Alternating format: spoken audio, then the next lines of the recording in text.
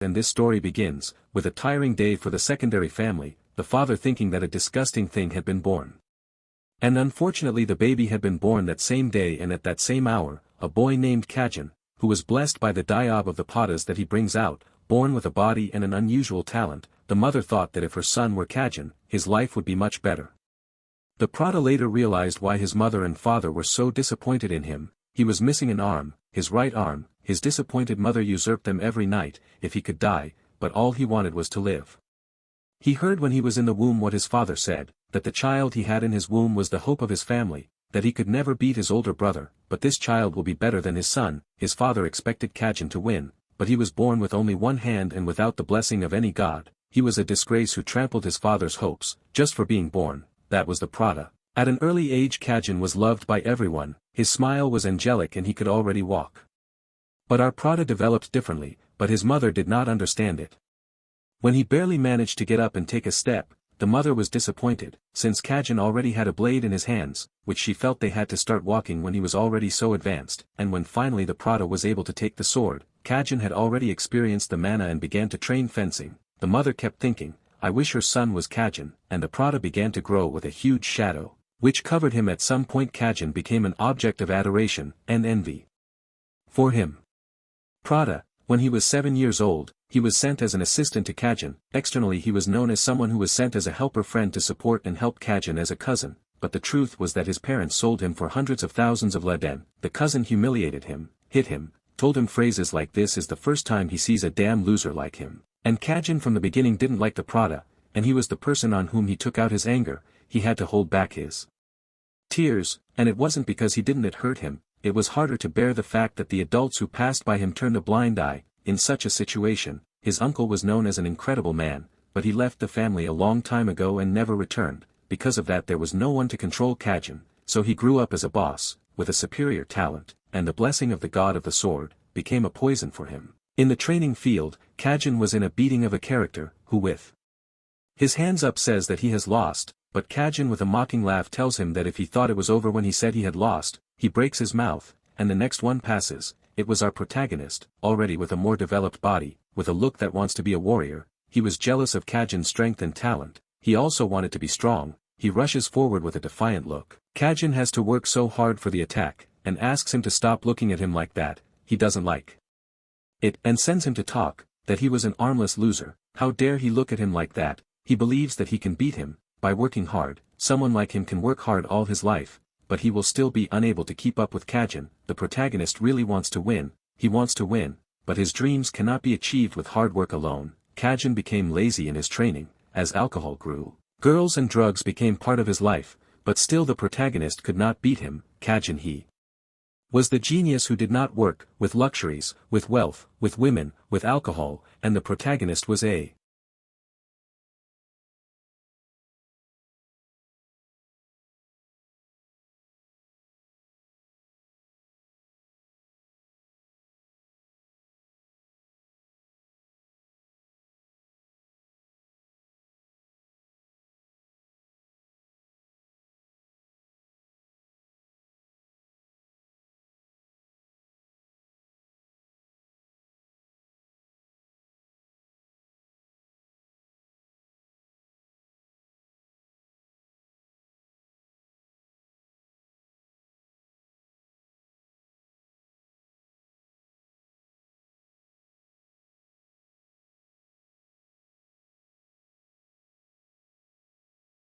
genius of perseverance, of hard work, but without talent. Years later the two were adults, and the two were competing in a real battle, which was being watched by the entire city. The protagonist hitting the ground, attacking Kajin, even in the air. When the smoke cleared, Kajin is on his knees in front of the protagonist. Until now the protagonist's record against Kajin was 21 fights and 21 defeats. After 29 years he was finally able to defeat Kajin, and in unofficial fights he lost countless times, and people told him that he was giving up. Every time he lost they made fun of him for being a talentless idiot who wasted time, but he still won. Everyone began to chant the name of the protagonist. The protagonist remembered the words he heard, until they fell in his ears. Those words resonated in his mind. If you were Kajin, if my son were Kajin, if my son had not been born without an arm. My son has no talent. Finally those words were dissipating. and he tells Kajin that if he were Kajin, he would not have wasted alcohol,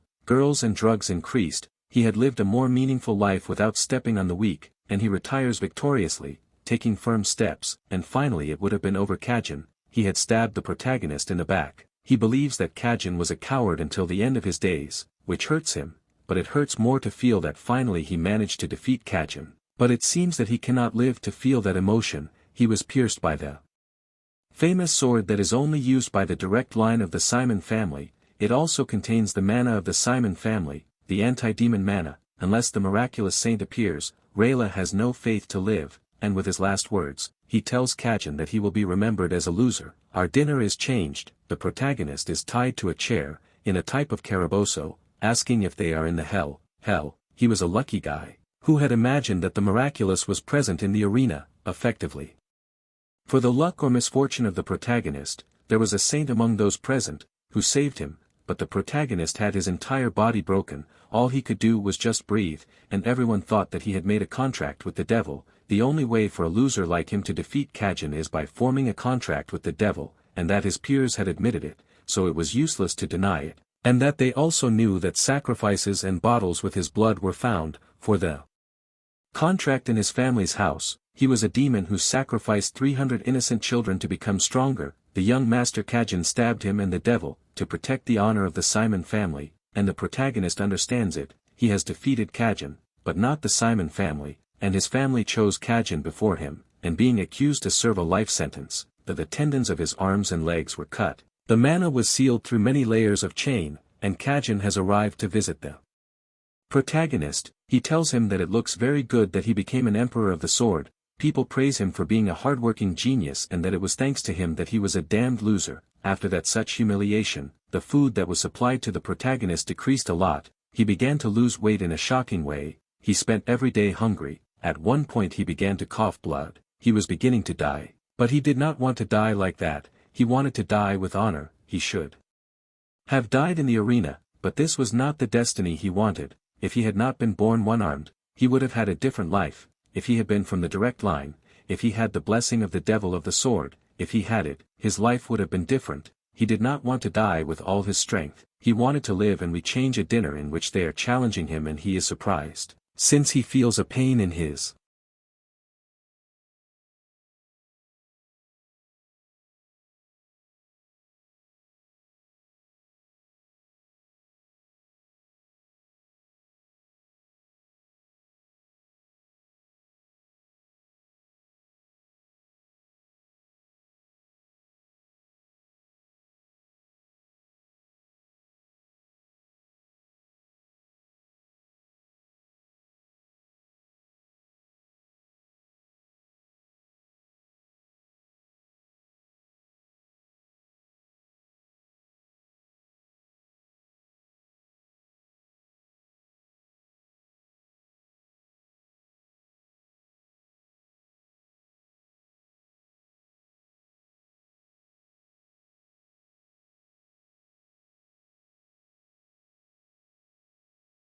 right arm. He also thinks it is a dream, but it feels too real to be a dream, and the person who is challenging him is an adult in the family. But how do you know the person and why he calls him Vincent? And he realizes that some memories are coming to him, but he does not understand it very well. But the dream for him is not that bad. The air feels fresh. It does not feel harmful like the air in the underground prison. And it is a dream in which he has a right arm, and the adult yells at him about how long he thinks ignore him, but the protase realizes that he is injecting him with mana to try to inflict pain on him. So he goes on guard, with his right hand defending himself and with his left palm sending him flying. He is surprised since it was a very abrupt attack. He asks for forgiveness since he went too far, but the adult complains that he was insolent, only because he was from the main family, and that his son will crush him without mercy, and that it will be the first time that he branch family will crush the main family. To come into contact with the branch family and the secondary branch family, which does not have many powers, does not have many positions, does not have much money, so it is like Sonra, so to speak, and he realizes that this person is equal to his father. He has always wanted to beat the main family. The moment he realized that this dream was impossible for him, he began to project it onto his son. The adult will not forget the arrogance of the protagonist and that he will only wait for the assembly of true swords. He resigns himself to thinking that this is not a dream, and memories begin to come to him little by little. His mother in that life died after giving birth. His father didn't care about him in the slightest, all the children treated him as a scapegoat. He was part of the main family, which had 8 children, and he was the 7th. And his name was Vincent. He was such a coward that he would cower and cry in his room after being slapped by the nice family. She was an ugly duckling abandoned by the rest of the main family. So I come to the conclusion that the one-armed David of the Simon family has become the useless Vincent of the family and finds a diary of Vincent, which only contains bad things, why he cannot be the same as his brothers, all his relatives seek to trample him, his maids and assistants ignore him, and that he is defective and would rather die. And he comes to the conclusion that it seems that God has answered the boy's prayers, because the protagonist only wanted to live and he only wanted to die. And a voice appears murmuring, he was Vin Zen, the owner of the original body, but he no longer has that name, since he gave him his body. So please call him Julian, and that he was a revelation, or better explained, a minor god. Originally she had the intention of calling a spiritual god, but unfortunately the protagonist appeared, but it doesn't bother her either, since her only mission is to complete her vocation and she will be able to become a true god. And the protagonist understands his circumstances, but not to the slightest interest in his achievements, since he will be busy living his life, so he will not have time to help him. Julian understands, but nevertheless his spiritual energy is incredibly low. If his spiritual energy completely disappears, that body he has will die. But the protagonist does not agree, since that body is too healthy for an early death, but where he suddenly faints. And Julian is also going to give him the real memories of that body. He realizes that he had never fallen into despair, he always tried to play a cowardly role, he was preparing the ground for his rest. The protagonist realizes that he had been reincarnated in a world in which he was not prepared. Julian asks him that he has to listen to him from now on, that he can also get many good things from his treatment. He tells him about the story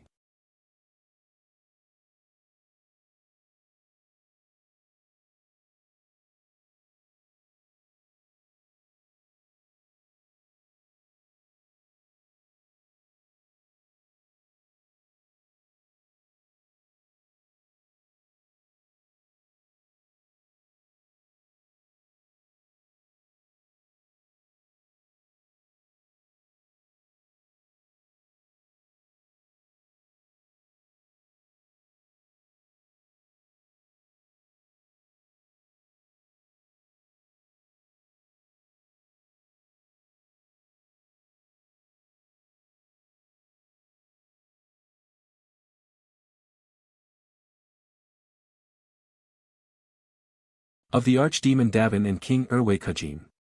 This story happened 500 years ago. A one-armed Shin sword Davin escaped from Simon's prison. Using a contract with a demon he devoured thousands of people to become stronger, and that is why he is recorded in history as a great demon.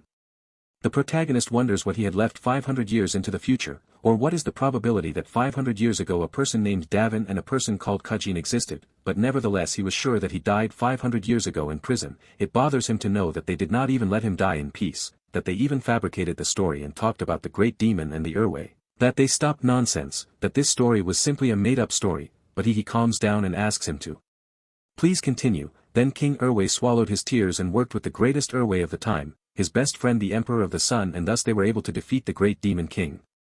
The protagonist does not remember that there was another Erway, but he realizes that it was the brat who admired him a lot, that although it was when Arslan was young he was a friend and disciple of his, who later you must visit from time to time in the dungeon, and he told him that he never committed any crime and that the authority would not win and that he was going to ensure sound and no matter how long it took. But after that day Arslan never returned, and we are told that Arslan is the first patriarch of his family, which is called the Enka family, and the mission he has is to overcome the Simon family. That is why he was summoned. The protagonist begins to think that the family was to fight against the truth. It is a coincidence Arslan definitely told him that he would discover the truth. He was someone who knew how they had harmed him, if this is not a coincidence. And although he may know everything he is sure of it, Arslan Falter abandoned the Falter family and created the Enka family, which it is a new family created in order to recover the honor of the protagonist. So if he really fulfills the objective of surpassing the family, Julian can really become God. Julian confirms it, and if that happens, his body will be for the protagonist. So this treatment benefits both of them. The protagonist thanks him Arslan, and he will inherit the mission that has left him behind.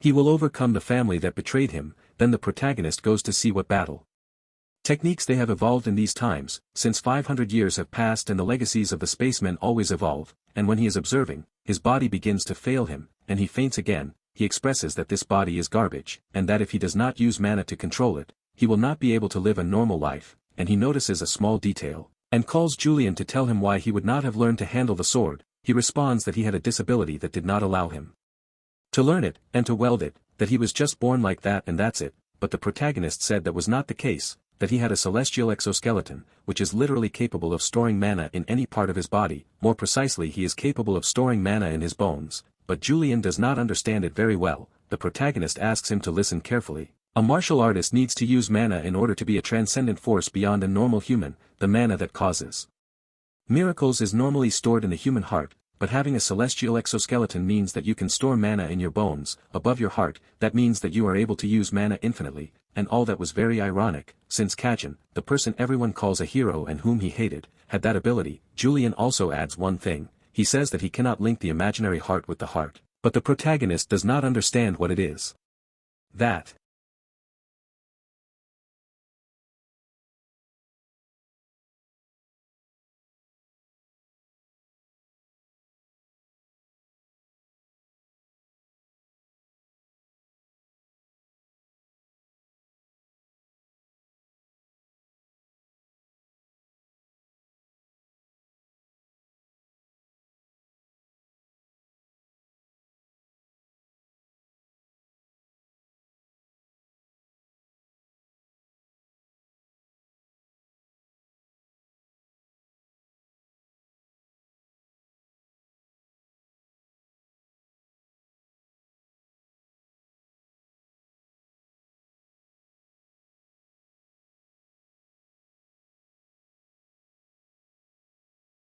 and the imaginary heart is the imaginary storage for his hand, but the protagonist does not understand why they do not directly store the heart, which in his time is the method of storing mana, but well, in his time they store the mana in the imagination, and they call each one stars, and the number of the stars used represents the strength of the martial artist. And the protagonist begins to collect mana from his heart, giving a few touches. I understand that they have to arrange so much if he wants to be known as an artist-appropriate martial arts, and that Davin, with one arm, learned that method and also grew up in that way. But Julian totally disagrees. His order is wrong. He does not know the formula of the circuit, that whoever leaves his mana flows wherever it may. There is a formula to use mana efficiently. The protagonist says that in his time they only did it by touch, which half-lived. That is not a good statistic, and he complains about why it did so much damage to his body, that his body had a great physiognomy, his heart and magical power circuit are strong. He had succeeded if he had grown up with proper training from the Simon family, and that his body has been starved of mana for more than 13 years. At that rate his body will die without having reached adulthood. Meditation will prevent the body from getting worse, but there is a limit. He may have about 10 years of life left, but 10 years is enough. That is how long Davin was locked in an underground prison, dying slowly while longing life. Those 10 years were horribly terrifying, and an assistant arrives to challenge him, why he was so confined, and what all that disorder was. His name was Wilson, and he throws his clothes at him so that he can clean them, and also clean the room. He is surprised. The person he sees before his eyes seems much stronger. He is not the same coward as always, and he shouts at him that he must have learned majesty, or something like that. He has to immediately notify the great chamberlain, and inform the patriarch, but the protagonist expresses to him that he was speaking in a way that he should not, that he is being very arrogant, that it is true that he gave him more work than usual, but it is not his job after all. But Wilson had already told him before that she hates doing things that are requested of her. But the protagonist takes the clothes from his hands and tells him that he himself will go get them, and he will go see the great chamberlain, whom he spoke about previously, to tell her that he has gone himself, because his worker and his servant Wilson do not want to work. But Wilson realizes that the protagonist is no longer the same, so he will begin to respect him a little more. But Julian tells him to be a little careful too, because he killed a lot of people. But the protagonist calms him down. He has fought with many people, who when they kill have an absolutely different energy, and the servant does not have it at all, and he knows that because he had a difficult life. The servant had already cleaned the room and he had brought clean clothes. The protagonist asked him if he could please have a sword of around 1 meter, if it would be okay. Its weight of about 500 grams, it must be made of wood with a black smell. That is what I did literally. I did not invent it, and if he did not want to do it, they told the doorman that he had to come personally, since his servant did not want to work.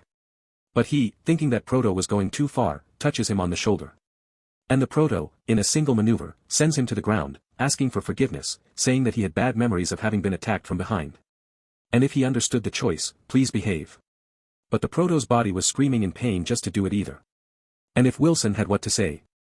And he says no, saying that if he had said that a meter of wood with the black olane, that was true, and that he would bring it to him immediately. And he closes the door tightly.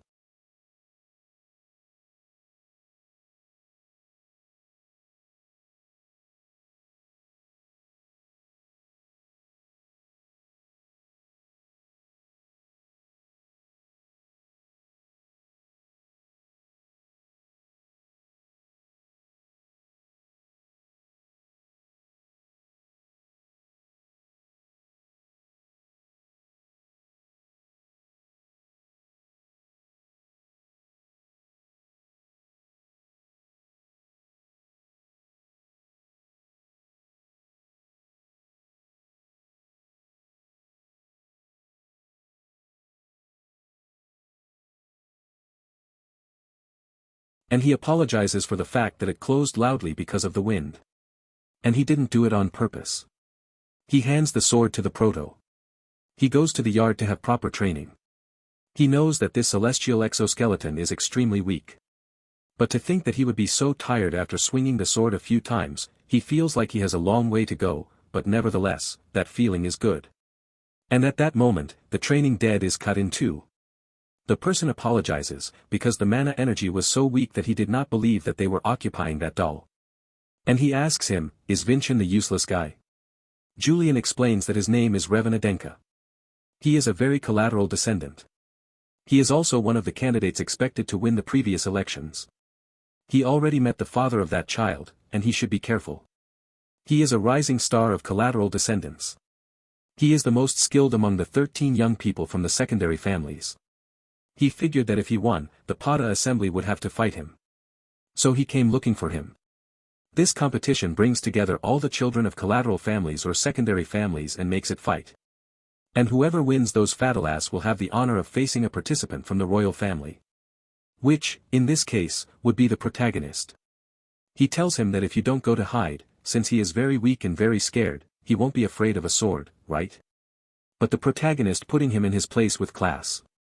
He expresses that even provocations should have a certain level of dignity in class, that how dare he cut off another scarecrow, which is the shame of martial artists. They should be ashamed of what they did. And that his father must have taught him those manners, since he is from a secondary family. What the protagonist said makes him angry. He thinks he's a bastard. And he dares to insult his father. He has decided not to forgive him from the moment he decided to disrespect his father. The protagonist knows that if they fight at that moment, he will lose, but his opponent is full of hatred. Still occupying mana, especially his sword he cannot control well, since that feeling was raided by his father. And he thinks that even though 500 years have passed, the martial artist's mind has worsened. So the protagonist is going to teach this guy a real lesson. The blonde realizes that he can easily beat the protagonist, but I feel a strange feeling that the protagonist can cut him off at any moment. Feel a very heavy atmosphere. The protagonist removes the sword from him, expressing that he be careful, that the assembly of swords, the sword is not going to be made of wood. And the blonde, upon hearing those words, goes into a rage, attacking the protagonist with everything he had. But being stopped by a relative of his, telling him that he cannot fight the young Vinch here, since if he fights, he will have an excuse not to appear at the sword assemblies. The blonde tells him that they will meet at the sword assemblies, and that he was a scared kitten. Already studying again with Julian, he tells him that the traits are artificially made from the analyzed power. A man-made blessing, and that Revan, the opponent just now, also had an ability called Man of Steel. That ability is gained from the Dwarf King, which includes many abilities, but Raven had the Man of Steel, which is a mid-level trait. The defense of destructive power is his specialty, and Julian was definitely right, because Raven, who is the blonde, showed an incomparable achievement for his time, which was breaking the doll in half with a wooden sword. And to start competing with people like that, you need to get used to those skills. He's back on the training ground. Everyone mocks him, since his sword control is too innocuous.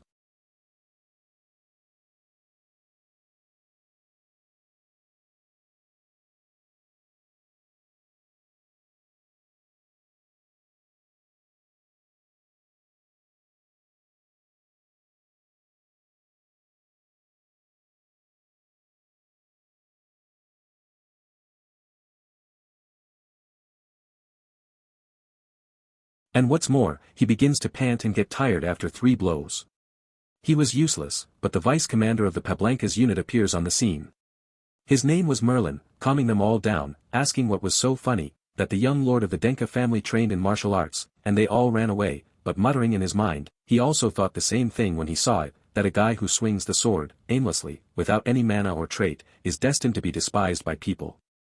But he was also very struck by the protagonist's eyes, which seemed to be desperately searching for something. They win, he asks him that they are watching everything, why couldn't they go to a forest to train, but the protagonist had neither the time nor the stamina to go there, and he was used to being looked at badly, since no one expected the one-armed Daven to defeat Kajam, but he did, and he changed everyone's boos to screams from the advance, and out of nowhere someone gives him a shout.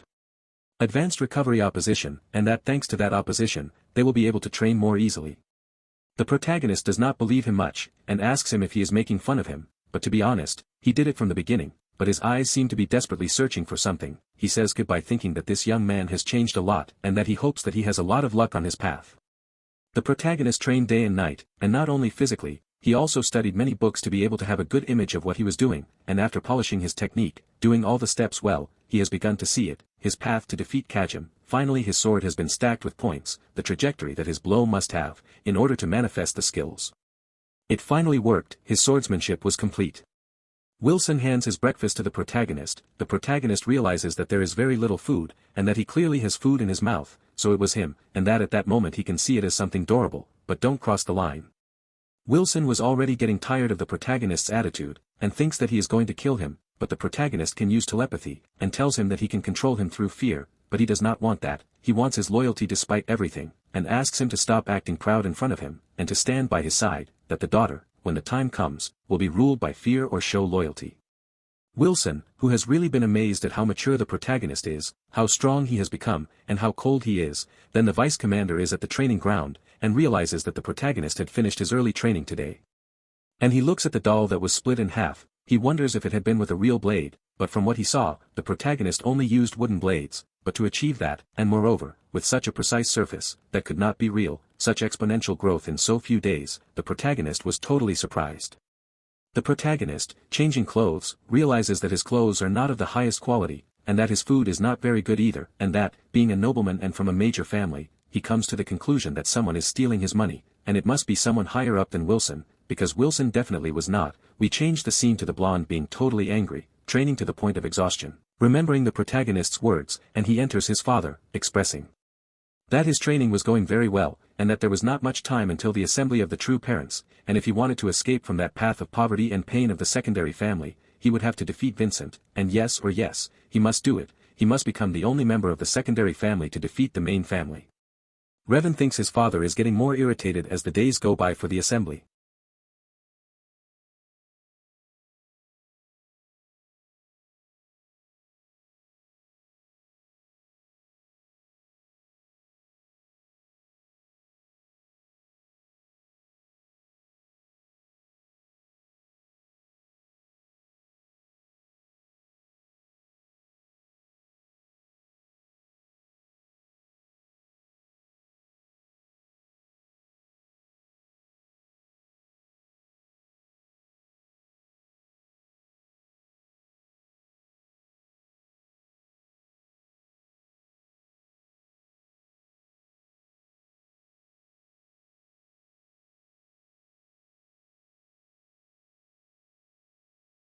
Day after day the father's obsession continues to worsen, and that if only Vincent defeated, his father and his family could be as they were before. Then Julian is going to explain the last thing the protagonist should know. The prize of that competition is the mana crystal that is given to the champion. If you ingest his body and his mana will be instantly strengthened. The protagonist realizes with his eyes and words that Julian has forced himself a lot, that he only wants to win, and he, even if it is not the spiritual king, who is waiting, will give him a much more valuable victory than anything the king of spirits would have been able to grant. And call Wilson. You have to ask him a favor. Wilson enters the Grand Chamberlain's office. She is very scary, but that was to be expected since she was a 7-star martial artist. And Wilson had a message from the young master. He had something to tell the head of the family. He wanted to directly ask him to come to the True Sword Assembly, which at that time would prove his worth as a member of the main family. She says that the head of the family has never observed the assembly of the swords. He has neither the time nor the reason to do so. But Wilson says one sentence. This was the cost of having stolen the young master. Make possible what is not possible, and it's gone. She is confused, but very proud of the protagonist, heading to where the head of the family is, informing that the young master is Vincent. She has invited him to the assembly of true swords, which she said would prove his worth as a member of the main family, but the boss is resigned. He does not believe that the protagonist has any worth, he is a person who lacks ability and is going to disappoint him, but she insists that he go, that if the young master Vincent cannot prove himself she will give her head. She puts a whole game on the protagonist. The boss still does not understand why he defends him so much. He believes that one reason may be that he was stealing money from the protagonist, but he knows that she did it for the good of Vincent. She had the intention of using that money for his future, but she wins. She saw the courage of the protagonist and participated in the assembly of true swords. On the day of the assembly the dome was full of people and Ban Kan had his eyes only to look at the protagonist. He realizes that the patriarch Ken was there. It was his chance. He will completely defeat him in front of the Patriarch, and the assembly of the sword is true begins. Vince counters with the sword, but I repel him with a shield. The opponent attacks but does absolutely nothing to Vince, since he has his attribute as a man of steel, and in his second attack he manages to break the shield and defeat his opponent. The father shouts excitement. Everyone murmurs that this son is very strong, that attribute he had was really impressive. He was a collateral descendant, but he could perfectly well be from the main family. The protagonist, admiring from afar, believes that based on the standards of 500 years ago, all those who are competing were geniuses, really brilliant geniuses, but none of them have any depth in their martial arts. You cannot see any fighting experience in their movements. It is as if they were puppets dancing on top of an answer sheet. Then a few hours the fights have ended, and the sword remains firm in the sand. It was Revan's, and now as the laws dictated, he asks to fight against the direct descendant of the family, and the protagonist accepts the challenge. Both were face to face, with a smile on their face that it showed that they were ready to fight, and the protagonist takes off 2 hands, revealing that he is going to fight with a wooden sword, and that it will not use his right arm, and it will also allow him to give 3 attacks first to the opponent. Everyone wonders what the protagonist is talking about. In fact, they have heard many rumors about the devils that he is.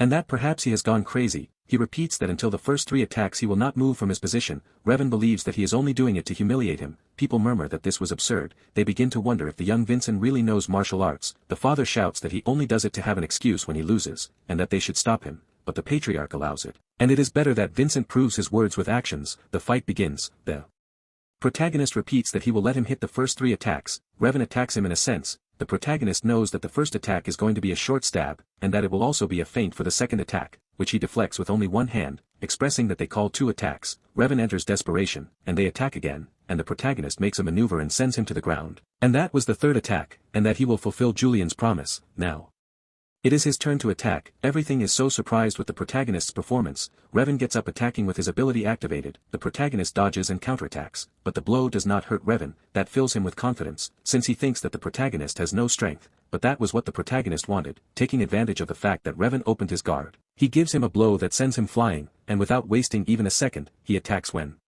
Revan is in the air, his attack has to be perfect. He only has 1 chance, and he manages to see them, the edge of his domain. Revan's arm has been cut, giving the protagonist the winner. The protagonist's body was at the limit, but he still could not collapse. He kept his word, and the patriarch gives the protagonist the winner of the Amblas of True Swords. The award ceremony begins, but between the father of the Herol, expressing that there was a trick involved, and the priest informs them that they are not recording him saving Revan's arm, that it was never an injury.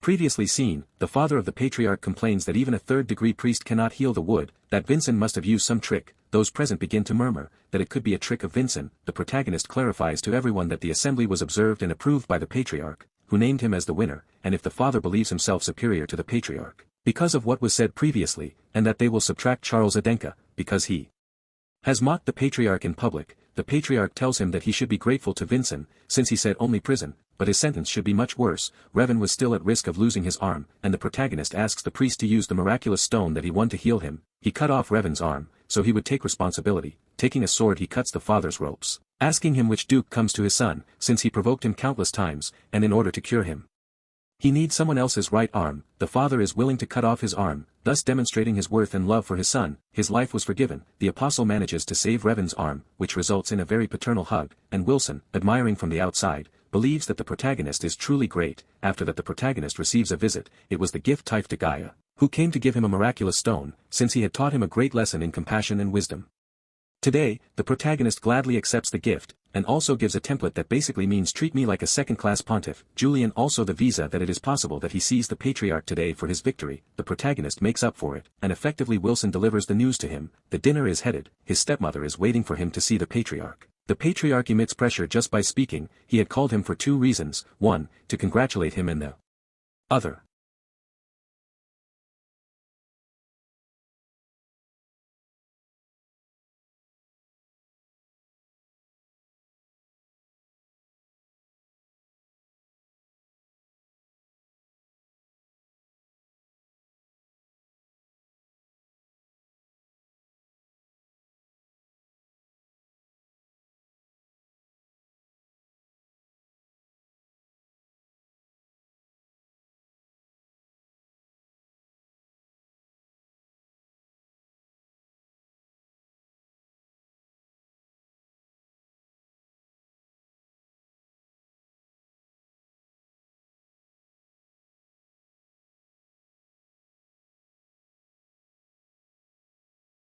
It was to validate his qualities. The mother's eye put enormous pressure on him. She did not like this sensation. The stepmother had the power to see if people were lying. She finds out that the protagonist's ability is very similar to that of King Hervekijin, and the protagonist will have to talk about how he acquired that ability. Julian and the protagonist do not know what to say, since they could not lie. And the protagonist says that he was acquired by a revelation, but revelations without blessing were bad, and it could be played even by the court.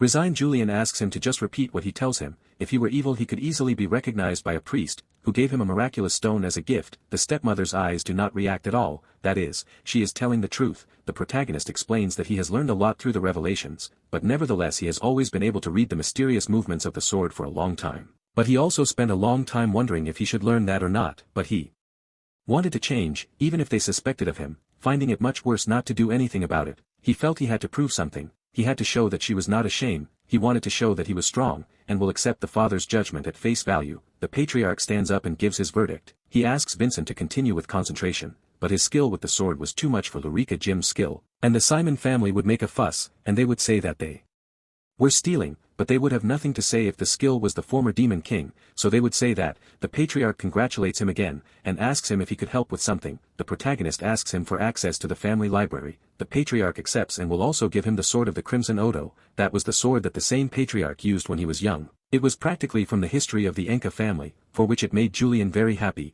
He told him that at the beginning he is disappointed because he was not the king of the spirits, but he has achieved more than what he would have imagined, and when they were about to return to their room, the stepmother wants to talk to him. She supposes that he has pushed himself a lot and is proud, and for his achievement they should enter the academy of the Crimson family, according to their customs. We are told that the fortress is a training academy that the Enka family has, and the requirements to enter is to win the assembly of true swords, and the other requirement is to defeat the low-ranking demon, the Crimson Demon, and gives him a piece of advice. There was no way to defeat the Crimson Demon in a single attack, and in the protagonist's current state it would be impossible to defeat him. The protagonist realizes that she had taken a liking to them. He thanks her and leaves. She is surprised. She tried to explain the features of the Crimson Demon, but the protagonist left without asking. He was in the presence of a shadowy martial artist. Without fear or hesitation, her heart trembles. She asks if Mrs. Servana was watching. Already that today his son had taken a great step as a martial artist. The scene changes. Wilson is singing that he has to help the protagonist, and he receives a free suitcase on the head, because he was probably plotting something against the young gentleman. But he explains that he had changed, that he was now a worthy servant for the young gentleman, and tells him that she had missed out on all the great things that the protagonist was at the moment. The protagonist is in the library looking for information, but does not find any record of that. 500 years, it was as if someone had intentionally erased all records from that time. Julian asks him if he knew a lot about that time and who he really was. The prota believes that it is time to reveal the information to Julian, since he has proven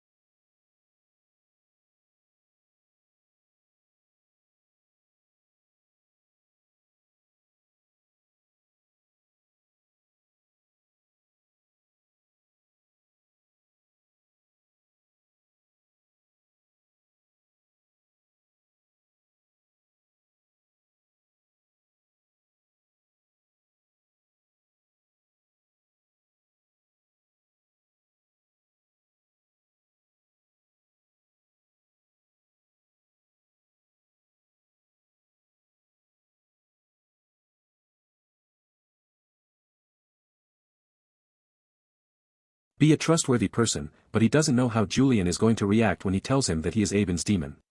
So first he tells him to calm down and to stay calm when he hears his name, but when the prota says his name to Julian he doesn't let him hear a very annoying noise. The Prota tries to repeat his name again, but Julian is too bothered by the noise and Julian tells him that they will leave it for another day, and the Prota at that moment sees a book that might be of use to him. It was from a romance novel, but in that library there were only war secrets, so someone must have saved the information in a different format. The book said, "It was a hot summer day and I went naked onto the Ferris wheel." Julian did not want to read more, but the protagonist discovers that the book has the necessary teachings he needs. Thanks to this, the Prota can manifest traits in his own way.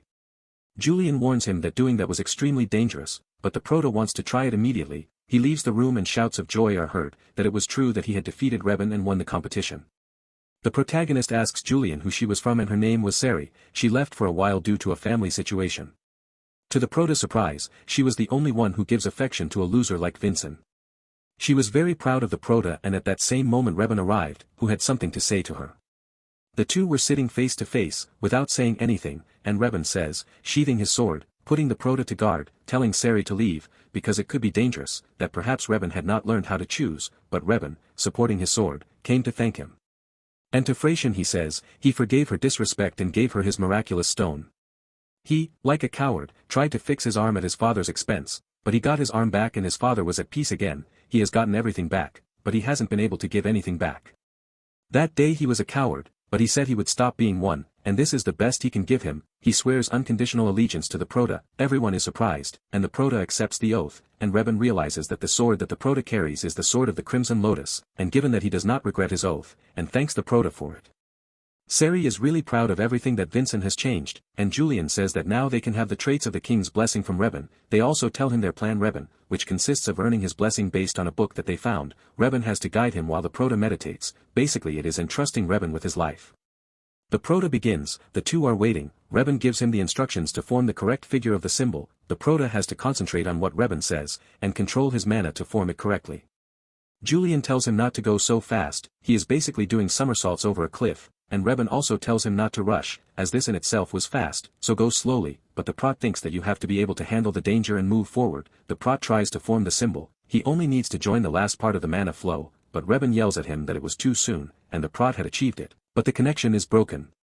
In another plane the stepmother and the patriarch are talking about the Prota. They talk that the Prota wants to enter the academy, and that he has to defeat the Crimson Demon in less than 6 months, but the patriarch asks him to tell Vincent that he only has a month to defeat. We are shown Rebin challenging the Prota, who was doing things very quickly. It took him 6 months to be able to make the symbol. Julian also challenges him, and the Prota thought that he was about to reincarnate again. The Great Chamberlain was about to deliver the message.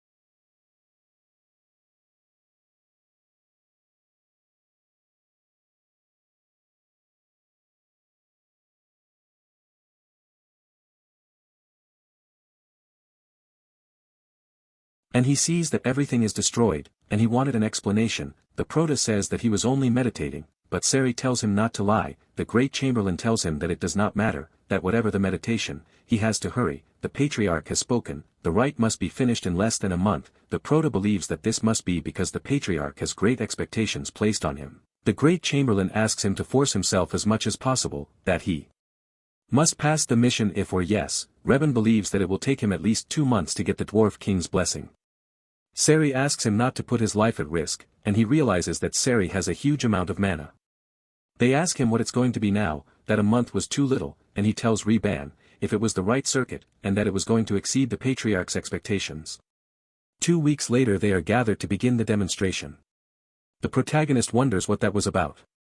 Rebin says which was the blessing of the Dwarf King, the first of the defense Reikos, the strengthening of the body. He thinks that he really did it, and not even a month has passed. The Prota believes that with that he can already defeat the Crimson Demon. He thanks Rebin and has another favor to ask him. 2 days later it was time to go to the house of the Crimson Demon. The Great Chamberlain asks him if he is sure. Since only 2 weeks have passed, she has protected more of her brothers in this test, and none one of them has failed, and Serbana's son could not be the first to fail, Please do not challenge the test with unfounded bravery, but the Prota calmly tells him that he has nothing to worry about. In the garbage he asks him why he is forcing himself so much to help him, that he remembers the bad versions of his budget, that perhaps she did that to give him a weakness to cling to on purpose. But if he did not want to talk about it he did not care, and that they had already arrived. She tells the Prota to prepare and create a mana barrier, and the Crimson Demon is immediately present. The Prota asks the Great Chamberlain to observe carefully, and to report what she would see. The Crimson Demon attacks. The Prota knows better than to fight at close range. She thinks that his strategy was incredible,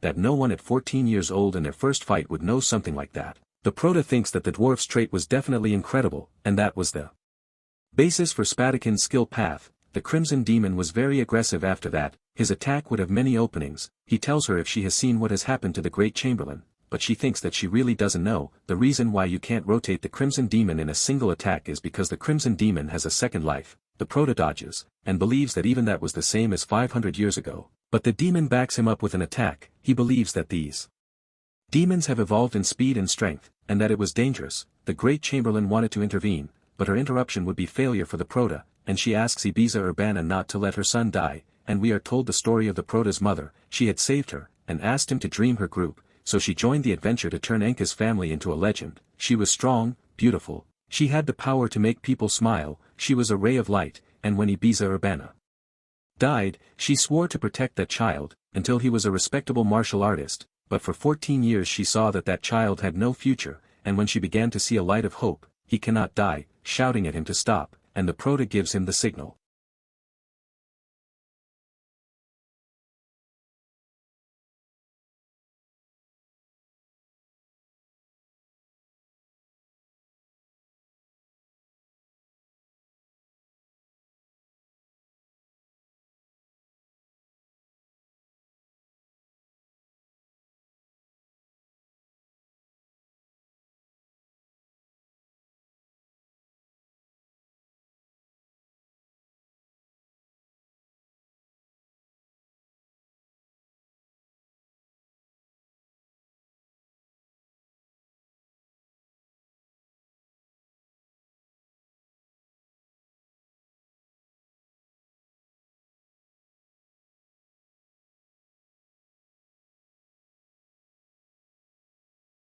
Vincent counts on him and begins to meditate. Revan takes the man's ability to zero, but the Crimson Demon was too strong, more than he expected. Breaking the sword, he cannot resist any longer, and the Prota tells him that very good work. He thanks Revan, but the Great Shambhelian believes that the Patriarch may not agree that he has received help, and that this was not exceeding the father's expectations. But he tells him to calm down, that when you kill one, the other will immediately come looking for you, and that now it was your turn, and you used the miraculous stone, and I can only use your ability twice. That's why you had to meditate so that your body could endure. The Great Shambhelian's concern was for nothing. What Vincent did was incredible. Julian asks him to rest, that his body could no longer resist, but the Prota decides to stay standing.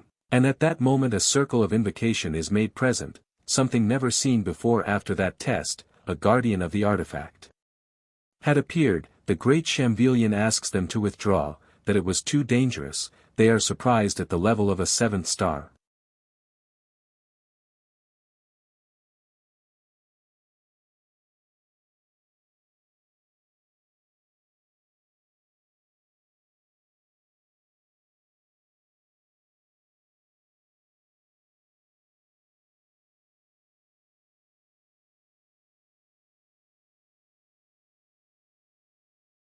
They wonder what he was doing, but she realizes, he was pointing to the real form of the spirit, and that the young lords were in danger. He had been distracted, but the young lord, even being at his limit, could realize that since that was possible, and the guardian was guarding a chest, which contained a sea dragon bone, they believe that it was left by the founder of the family. That is a treasure which could not be measured in value. She asks him to take it, but he says that that type of loot would be a position for the family, and they would be in trouble if someone found out, but she tells him that she can deal with those problems, and he breaks half of the bone, and tells her that he will also be an accomplice.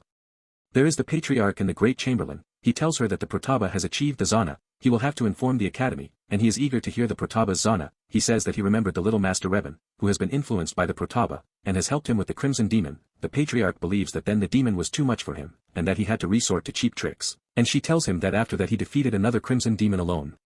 and discovered the skeleton of the dragon left by the founder, which he cut in half and gave her her share. The patriarch tells her that she had missed something, and that she should try to break the skeleton, and that it was an order. She tries it once, she tries it with her best attack, but it does absolutely nothing. He explains that he has to be a first-class swordsman to be able to break that type of skeleton. In another scene, Wilson asks the protagonist if he really has to go with. He goes to the Crimson Academy. Sari tells him that of course they could, that they couldn't leave the young man alone, and the protagonist tells Julian if he still doesn't realize the mana that flowed through the serial body, he saw a similar flow 500 years ago. He asks him what his last name was. He was from the ruined Gisle family. The protagonist understands. The Gisles have a technique called magic body. He asks him if he knows anything about his past records.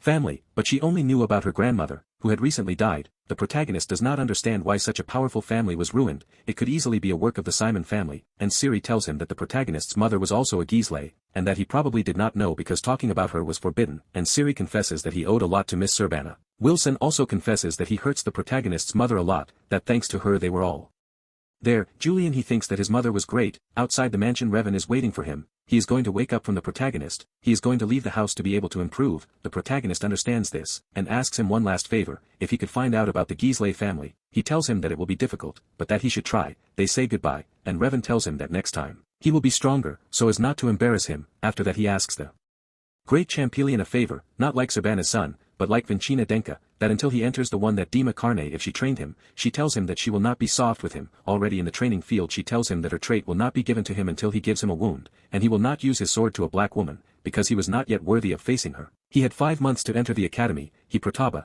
she tells him that he did not see what he did to her.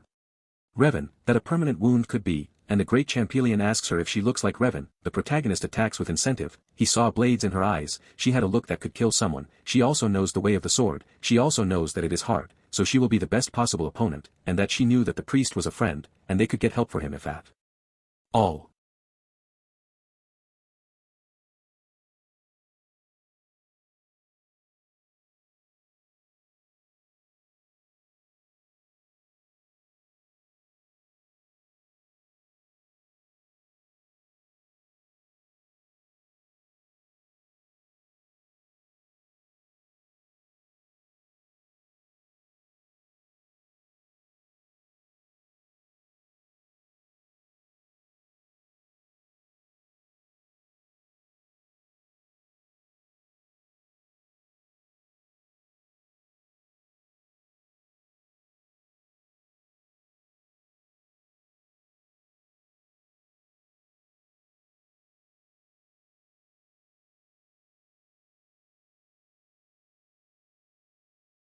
Prataba, something happens to him. A week later, the preparation of Prataba's attacks were still too slow, and that was all for today, and he notices that his blade was about to break again. He doesn't know how many times he has changed swords in recent days, so he will have to go to the blacksmith. The blacksmith's name is Bajanson. He asks her why he is coming at this time of night. She shows him all the swords she used in the week. He asks her if she has had a fight with a clawed beast, sharpened swords, or with some warrior of New 3, or with some master of the sword. She tells him no, that he has only trained with the young Vincian. He is surprised, if she was referring to the ugly prince without any talent, and that she wanted to meet him immediately. The protagonist asks why they wanted to see him at this time. He says that there was no reason why he couldn't come, since he made that sword. Julian tells her that he was famous. He had been making quality products for decades, but he was ignored because he is dry about money. The Prataba introduces himself, and welcomes Master Hansen. He laughs at the teacher's praise, and is sorry for having arrived so late. The Prataba says that he has no problems with it. The blacksmith thinks that he looks a lot like his father. He confesses that he heard bad rumors about him,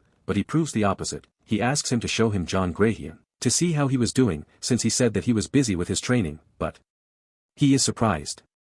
The blade of the sword was like new. He asks him what method he was using to flatten his sword, and if he could use it now, but the protagonist thinks that he has full strength left, but he also does not want to waste the idea that a blacksmith sees his sword, and at that moment Siri appears, complaining that these were not hours to train. We are told that they are very close, like father and daughter, so they would leave it for tomorrow. The next day the protagonist is training, and the blacksmith, he is interested in him, and would like to make him a sword, but there is one thing that saddens him. To make him the best sword he needs a mysterious mineral, which is not found anywhere. It is called Keel, which the father did have, but he should not say anything, since only the father and the great chamberlain knew. He tells him that it was destiny, and that it was a sword, and that he should give it 3 weeks. And 3 weeks later the blacksmith's carving had gone up in flames.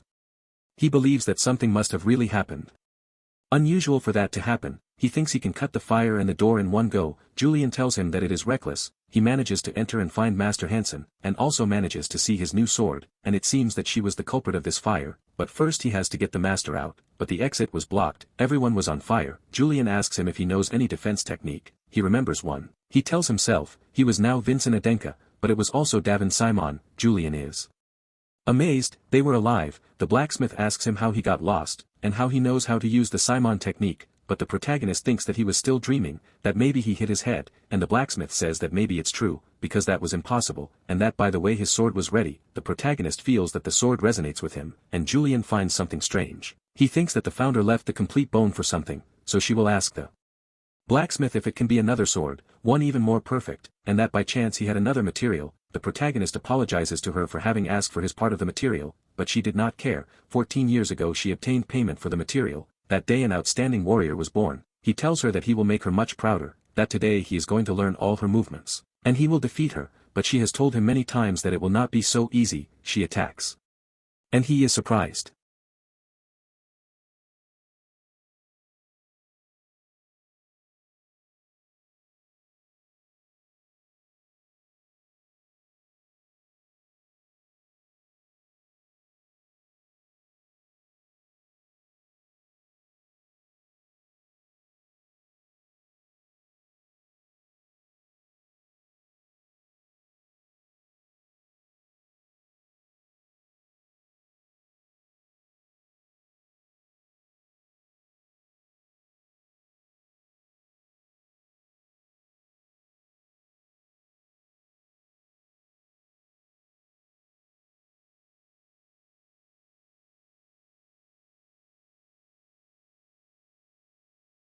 That the sword is still intact, and the flow and power are different from what the Prataba had before. He admits that he has become much stronger, and at that moment he disappears. The Prataba thinks that he is not going to be fooled by his speed, he just has to feel the flow of the movement.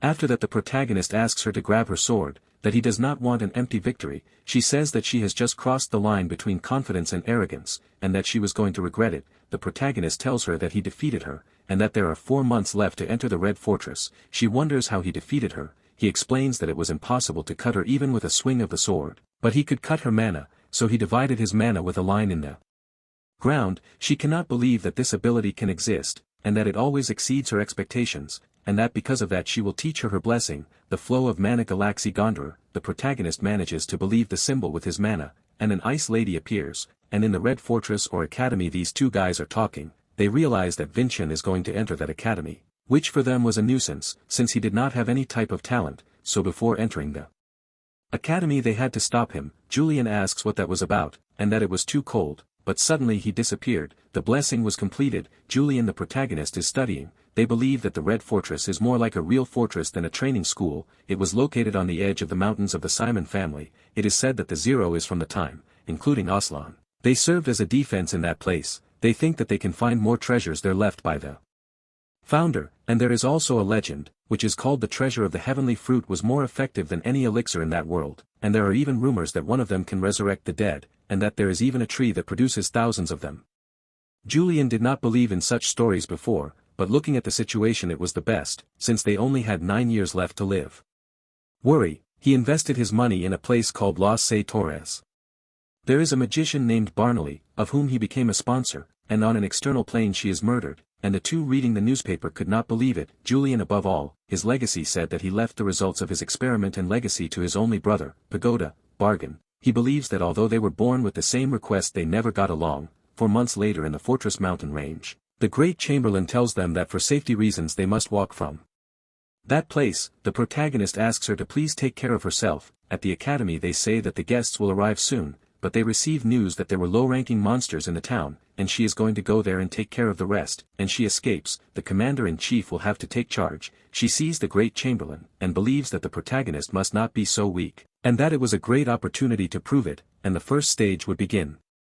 The protagonist explains that he will be happy to receive his welcome. He asks everyone to run to the academy. He jumps at high speed to get the Tibelenko's attention. Now he has his attention, but he feels uncomfortable. The Tibelenko seems something strange. He was going to attack him, but a Tibelenko insurance appears. The protagonist has to climb a tree, and he is surprised to see that there are 18 white Tibelen. But there was something strange. The Tibelenko never abandoned him, like this. It should be an illusion, and that type of magic has a trick. You can't control everyone, since it uses a lot of mana, so an alpha is left as a connection point, which is always positioned behind to see the whole panorama. The boss is surprised, since I can use the snow step technique, and that he arrived at the alpha's location. The sword now has the quality of absorbing the blessing ability. It was a perfect combination. He not only defeated the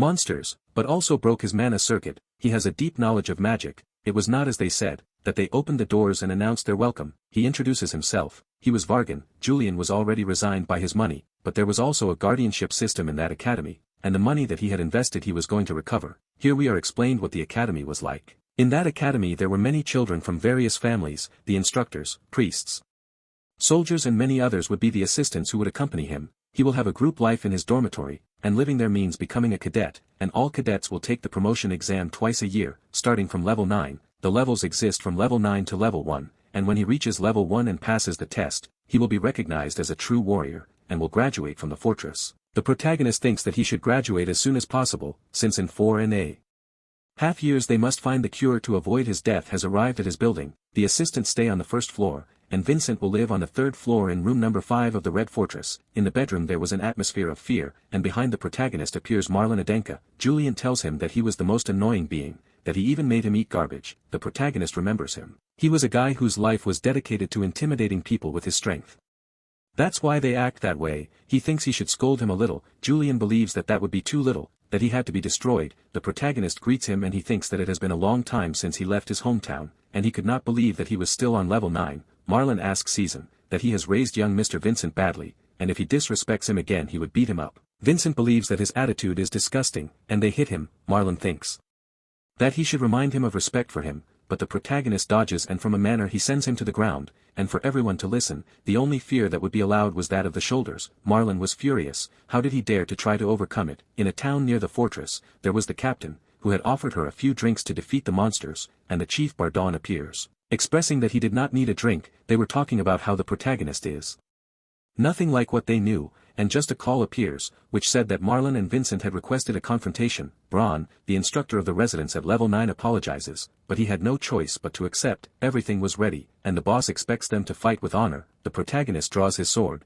Marlon believes that this sword was a forgery of his father, and bets his right hand that he is going to surrender to him. The protagonist tells him that he will have to take care of his words. Marlon occupies intimidation. That was a trait that he instilled fear in the opponent, but the protagonist believes that a wielder of the sword should not be afraid of another speaker. Marlon does not understand why it does not affect the protagonist, but maybe it is because he is far away, so in that case he will use his sword. He asks where the protagonist came from. He kicks him and immediately attacks with his sword. He reaches this character called Selvira, and says that the protagonist fights very well, but that Marlon was not yet defeated. The intimidation is not only the only characteristic of him, he has a very rare blessing, one of the strongest gods who handles electricity, that of the train giant. Julian does not understand it. Recently he only had the ability of fear, but he had only hidden it. There was no need to show it. The protagonist gets angry. Not using his powers tramples on the efforts of others. He was one of Smiles. Marlon responds that he does not believe so much for having a fake sword. Marlon was getting out of control. Sari was in danger. The boss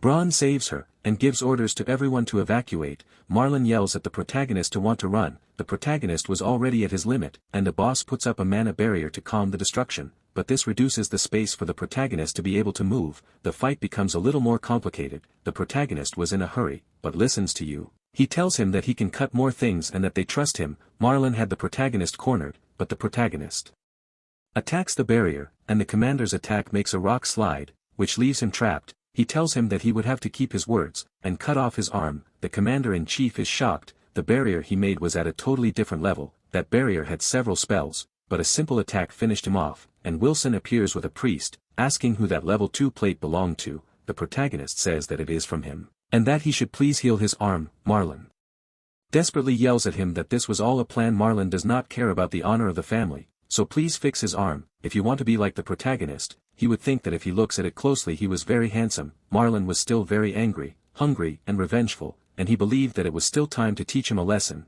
but the chief commander stops him. A week later the protagonist and the chief commander are talking. They have a very long talk, but in short the protagonist tells him that he has many condolences for his sister, that he had invested in her, and he knew how he might feel, since he knew his story, that he was a child without talent, that he was either oppressed by him, that he went through a lot of hardships when he was little, because of his sister's great shadow, but he tells him to shut up, that he knows nothing about him. He will destroy the tower that ruined his life, but the protagonist tells him that he understands that feeling perfectly. He also just wanted revenge, but he realized that he only wanted the recognition and love of his family, and the chief commander never thought of listening to life advice from a 15-year-old person, but that meant a lot to him. But he tells him not to worry, that he will be his guardian in the fortress for life. Julian was happy, he had gotten his money back. We are changed to Marlon's perspective. He is furious, he still wanted to kill the protagonist, and what appears to be a voice, it was an evil spirit asking him if he wanted to kill him, and that he was going to help him.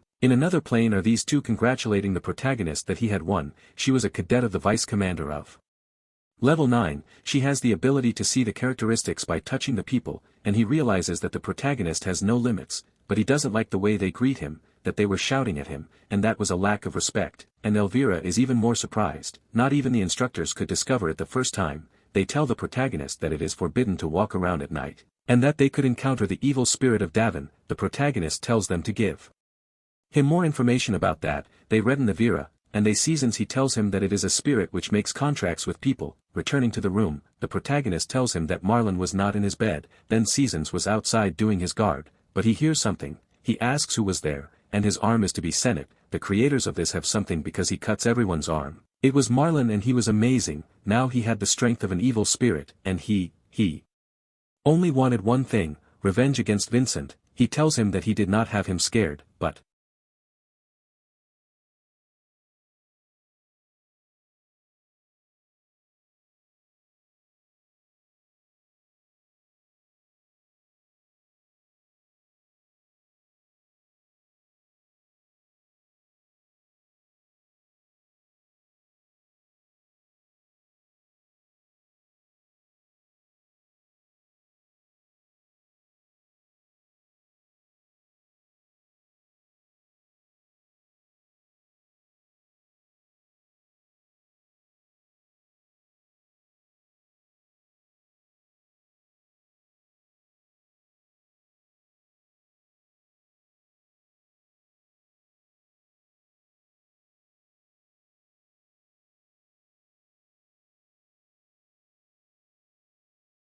Marlon grabs him by the neck and tells him that he has been re-executed, but a saving attack comes to his aid. It was the instructor Braun, who expresses that his attack did not work at all, and that he rings the emergency bell.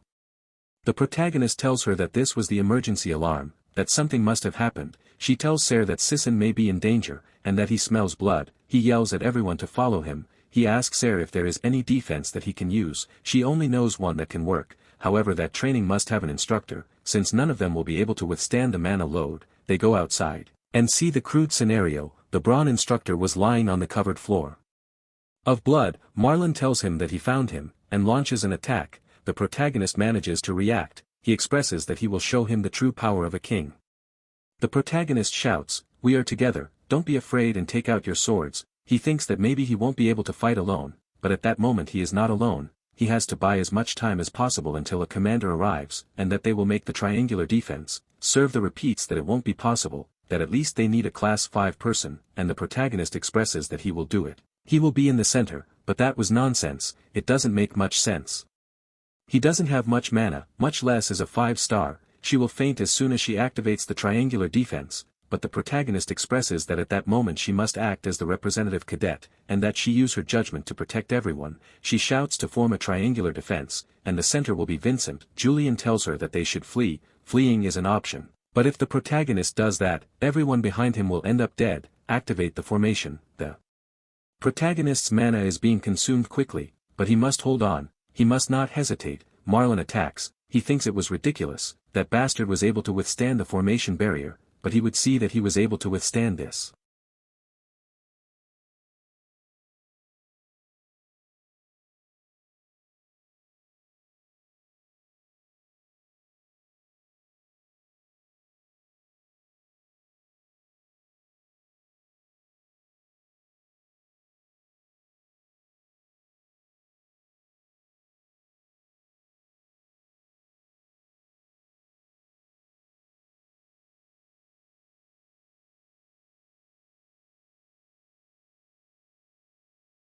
The protagonist and the students realize the immense power that Marlon now had, they feel a great fear, they feel cornered, and the protagonist shouts, "Don't be afraid, fear is something that a warrior should not allow himself, don't be afraid of a man who has betrayed Sonar." He believes that he can't be 14 years old, he is supporting the mana and leading a leadership without losing his temper. He was impressive. They come to their senses, they are with the spirits up to the sky.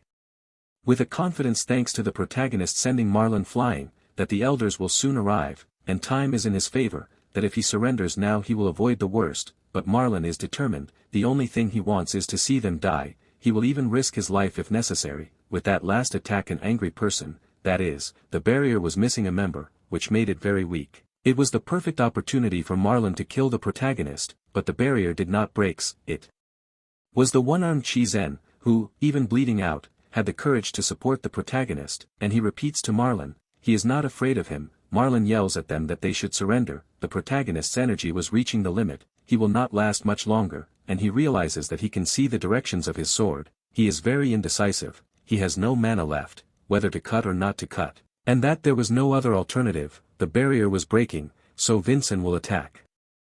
With a combination of Grima, but his attack had been very superficial, Vincent was in trouble, a direct attack comes to him, his left hand had been damaged, but Marlon still attacks. He shouts that if he believed that this beauty would win, burning his hand and releasing his sword, the protagonist thinks that in his last life he did not have that opportunity and grabs the sword with his right hand, attacking and cutting off Marlon's arm. Marlon was still in the battle, the evil spirit had gone.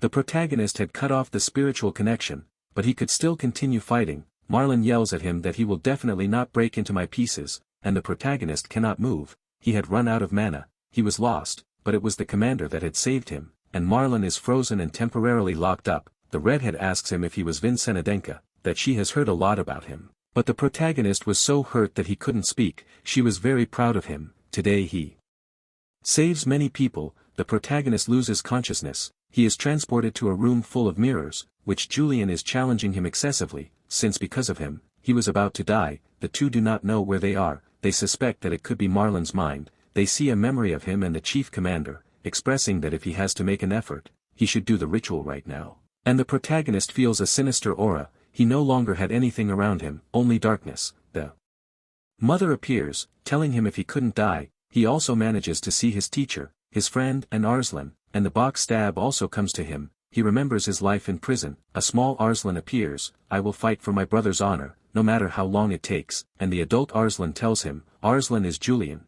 but the protagonist cannot hear him. Arslan says again, see you brother, in 500 years. The protagonist wakes up screaming, he wonders if Arslan came to visit him before he died. The sound and being and he is already in tears, he is very happy that the protagonist woke up, and the protagonist thanks them for their concern. The commander regrets having interrupted that moment, she is R.K. Kebble, who came to ask the protagonist if he wanted to have a battle against the Simon families. This battle would be at the Friendship Exchange meeting, which is the beginning of martial arts, and the direct descendants of the Zaman family participate in a combat. It is such a big event that the two patriarchs of the family come to see it, and this year it was decided that the Friendship Exchange will be in the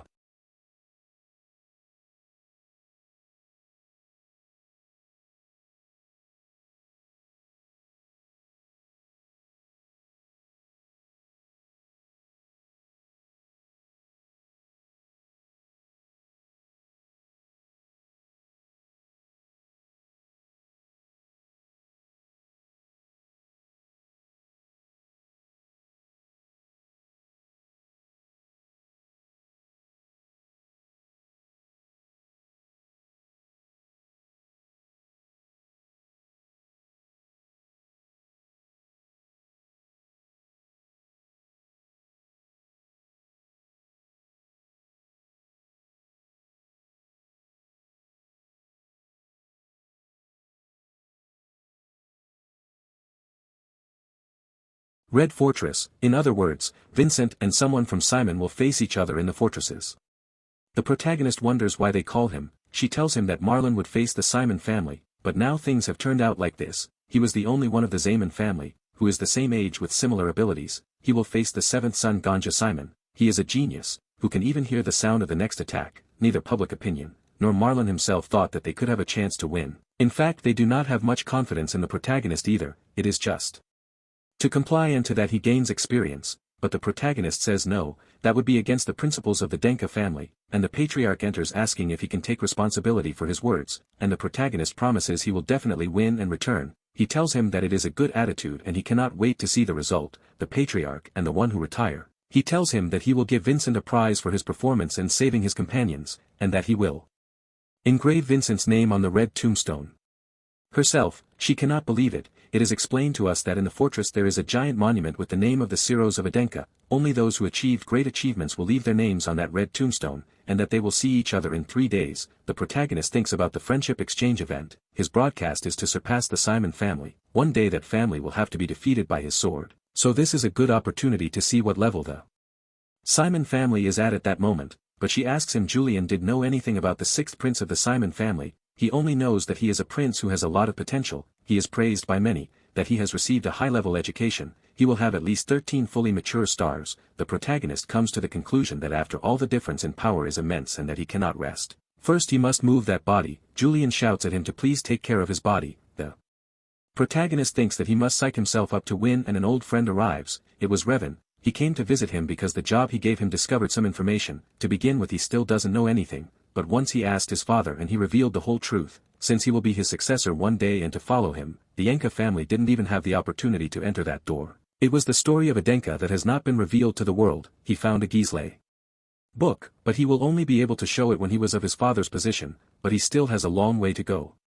Travel, but the protagonist is extremely grateful, since there were records from 500 years ago, and it is possible that there is also a record that reveals his innocence and that Revan has been very helpful, and he thanks her again, and Revan still had something to give him. The blacksmith had a message for him. He discovered that it was impossible to make the sword he asked for, but with the bone he gave him it is possible to make it a hammer. The protagonist thinks that if they had more bones they could make a perfect sword, but since he doesn't have one, he asks him to tell him to make the bone hammer. They say goodbye and the protagonist thanks him for coming to see him. The protagonist's possibilities have opened up. That was the beginning. He should become stronger to be able to face what is coming now, and that he has to win that confrontation against the sixth prince of Simon. Julian tells him that it was very complicated, since Marlon had the blessing of lightning and even he couldn't beat him. But if he got the lightning regigant's blessing, maybe they would have a chance. The protagonist thinks that it is impossible to get it. Julian says that he remembers seeing it when he showed it in his memories, and that the memory of a human was quite stupid.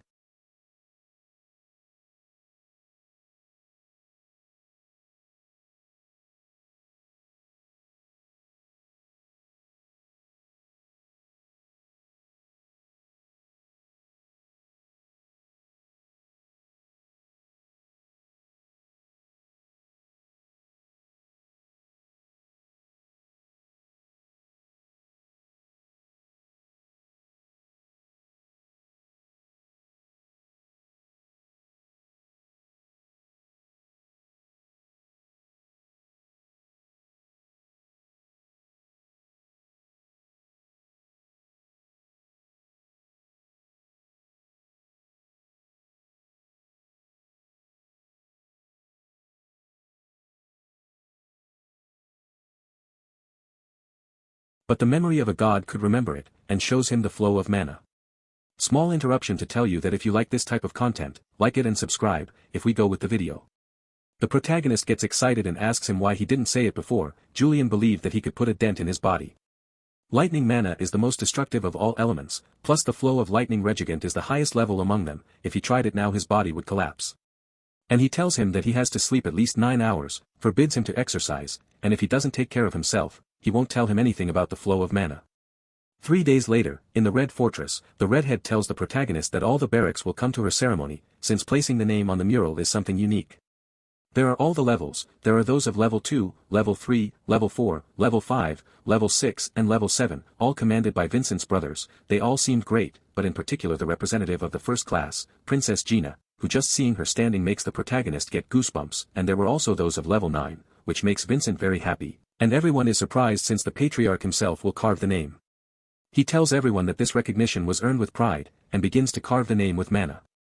He tells the protagonist not to forget, his name is Vincent Adenka. Then Vincent is meditating, trying to connect the mana points, but Julian cannot concentrate, because of how happy he was, which was something very important to him. His father had recognized him. The protagonist tells him that they also told him that he would win the duel, and that they need the lightning giant to exceed those expectations. Julian expresses that he is going to work hard. After several attempts, the lightning giant had appeared, but the protagonist was suffering, his mind was out of control. The lightning giant speaks. It was funny, a human being with so much self-confidence. Before there were guys like him, he awakened divine protection and called him, so he gave him his blessing, but the protagonist absorbs the mana as if it were cotton, and at that rate he will die. To save him Julian would have to stop the flow, but if he did, the lightning giant would not bless him again. The giant expresses that there are only two options, die, or receive his blessing. The protagonist shouts to him that if he stops now he will not be able to obtain divine protection, to control mental energy and keep it in the body. When that stage is completely complete, his protection will be his. Julian cannot remain with his arms crossed, even if his spirit is vile. He must protect the heart of the protagonist. He did. But the power of lightning is very strong, it is not a power which he can control. The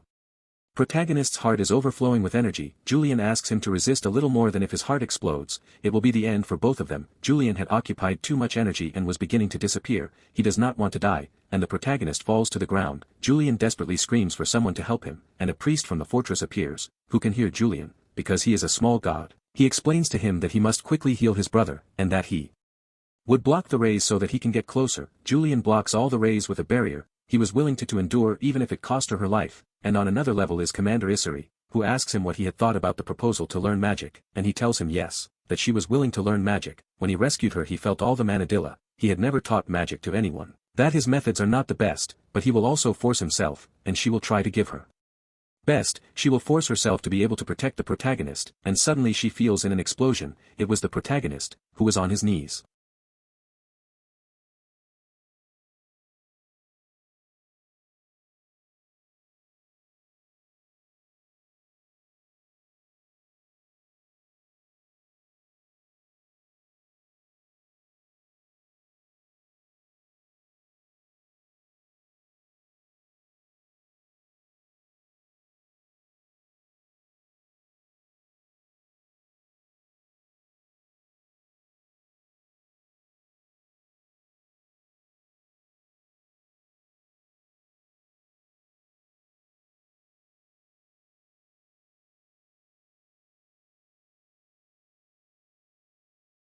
Thinking that now he has a chance to win the confrontation, then Sari asks him for permission to be able to learn magic. Julian everything vanished, tells him that it was a great opportunity, and he accepts what Sari says, to do his best. Vincent asks the commander, that now that he thinks about it, he is the only one who does not have a teacher who teaches him in the techniques of the Adenka family in the fortress. And now he must put all his energy into the exchange event, and that where his teacher was at the academy. He tells him what is she talking about, that each student was supposed to attract their own teacher. The elders of the family always provide one, but Julian tells her that there was no elder in the family to support him. He sent her a letter to the farm in Valian, asking her to pass it on to the patriarch. The patriarch reads it, and tells her that Vincent needs a teacher, and also tells her that he has the blessing of the giant Hereo. He tells her that if there is no one in the family, that she can train him, but she refuses, since she does not use the techniques of the Adenka family, but she knows the right person for the position. He was a powerful man, who uses the skills of the Adenka family, and also has a giant tool. If they change his position, he could become his master, and that she will convince him. The captain of the White Sword Squad Merlin was remembering that several months have passed since Vincent left. He wonders what he is doing, and the Grandcha appears in Valian, which had requested the meeting to offer him a new position, in the training institute of the Red Fortress. He apologizes to her, but for her to refuse, she tells him that she wants him to teach someone special. It is the useless son Vincent, who was my young man, and he did not have the support of the elders. The possibility of him being the head of the family was low, and he has no other patrons. But there is one more thing, he obtained the giant tool. He was honestly interested, but there were several reasons why which he could not. He was already in the sights of the elders, and was bidding here and there, and also wants him to be the teacher of someone that the elders have not supported. So the farm in Valian, seeing that he did not accept, makes him an offer. Soon the competition between the princes will come, and if Prince Vincent wins, he will have to become his teacher. A few days later, the protagonist thinks that he must become stronger. He must control the giant tool, but he does not. He manages to control more. Julian believes that he cannot control it at all. The protagonist remembers the letter from the farm in Valian, which said that they should excuse him, since he had not been able to find a suitable teacher for him. His first option was refused, and the Council of Elders will not want him to interfere with the plan of his session that he has planned. They explain that the Council of Elders exists to control the power of the head of the family, so it is even difficult for them to be able to do something, which he will have to fight alone in that exchange. Julian believes that he can occupy the skills of the Simon family, but he cannot occupy them, since if you use the techniques in public there would be an uproar. Then in Simon's territory in his castle there is a supposition, who is in front of a white tiger, who is told that his opponent will be the seventh son of the Adenka house, who calls him useless, Vincent Adenka. Everyone is waiting for him to beat him, so he must make him suffer all kinds of humiliations. The people want a crushing victory, that he expresses that he will give him what the world wants, and that the world knows it. He is a superior being, cutting the white tiger into blows. Back at the academy he ran to give him a gift to the protagonist, and when he enters the room a clash of menazes appears. He had never seen this skill.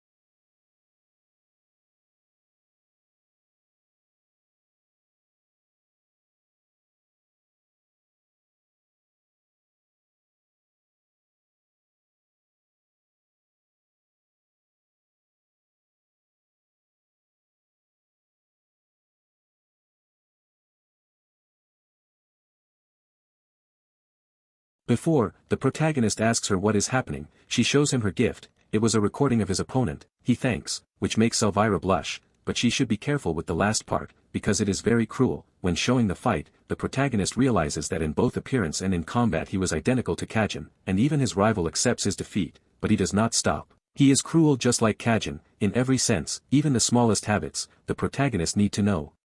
Then in the meeting of the friendship exchange ceremony, it is specified that this event will have 13 stages. The first part will be a treasure hunt, to find a chest in a more magical moja. The second stage will be a subjugation war, to subjugate the captured monsters, and finally it will be a face-to-face confrontation, and that would be the last culminating event for the friendship exchange. The first thing they have to decide is to see which monsters will be in the first level. The commander proposes 2 suitable monsters for that level, but these guys propose 2 extremely strong monsters, which perfectly level 5 would have problems with. And why it is so exalted, that was an event that was being held for the first time in many years, and that the audience would be thrilled by the difficulty. The 2 were about to fight, but the presenter is going to decide the issue by voting. Raise your hands what you agreed with the entertainment, and everyone raises their hand, and by majority vote they prepare the giant beasts, the beast Furactua. A day before the event, the 2 of them are working, commenting that all the magicians were in collusion, but if Vince cheated he would teach them a lesson. She thinks she heard wrong. She reminds him that the probability of Vince cheating is 10%, but even if that were the case, they both believed in the protagonist. On the day of the friendship exchange, all the reporters think that if he was Marlon's substitute, which even for the inferior Adenka family, it was a shame, and the prince of the Simons family also arrives, who was delighted to meet Vincent. The protagonist greets him and was also delighted to meet him. Vincent thinks that he was not so bad, but there was something strange. It was that sinister smile. The Prince of Simons asks him to please show him what he is capable of making his family. That comment leaves the Adenka family below, but the protagonist responds that I hope he can also demonstrate his abilities. Everyone is surprised. The protagonist was not letting himself be intimidated, he only thought about winning. In the exchange scenario to my status, everyone was excited. The majority supported Prince Simon. They explained that door number 1 is about to begin. In door number 1 the treasure hunt would take place, in which the 2 participants will enter a space created by magical arts, where they must find a box like that. However, there is a magical spell in that space, which Gerenimantro, and it was inside as guardian will be the giant Furactua. The 2 participants will be able to choose 2 cadets of 9th grade, who will accompany him in the test. The redhead tells him that yes or yes he will have to choose Elvira, who was the best, but the protagonist has other plans, and he links Chi-Zen and the cadet Jarman. Everyone present who has been amazed. Since those 2 cadets have had the lowest grade of the 9th grade, the stadium feels negative comments. They think that he will use that as an excuse for his defeat. But on the contrary, he knew he had chosen them to avoid giving an excuse to Simon, and the second had a plan thanks to Elvira, and Prince Simons will go for excellence. He will choose the first and second best qualified cadets. The protagonist knows it. The stage was tilted from the beginning for Prince Simons, so he couldn't make any excuse when